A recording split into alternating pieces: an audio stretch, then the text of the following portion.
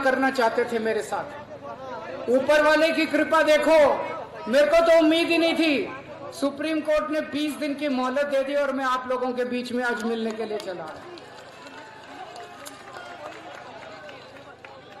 अब ये लोग कह रहे हैं 20 दिन के बाद मेरे को जेल जाना पड़ेगा दोबारा। मैं जेल जाऊंगा कि नहीं जाऊंगा ये आपके ऊपर निर्भर करता है।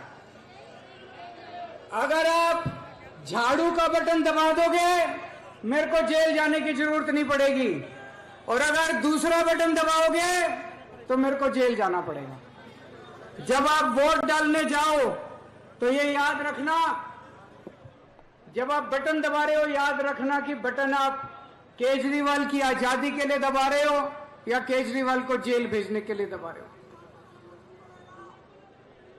दूसरी बात, ये कह रहे हैं हमें 400 सीट, 400 पार, 400 पार।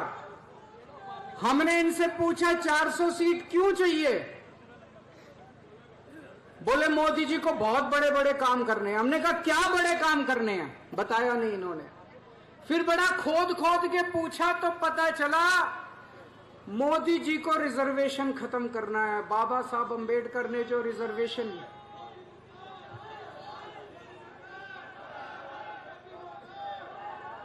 इन्होंने पूरी प्लानिंग कर रखी है।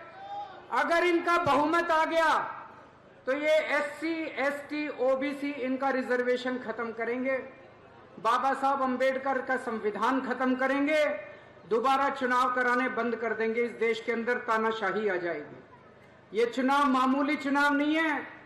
आम आदमी पार्टी है केवल जो इन लोगों से लड़ रही है। इसी वजह से ये हमारे पीछे पड़े हैं। हमारे बड़े बड़े नेताओं को जेल में डाल रखा है, लेकिन हमारे लिए कोई जेल, हमारे लिए कोई समस्या नहीं है। हमारे लिए देश सबसे बड़ा है, संविधान सबसे बड़ा है।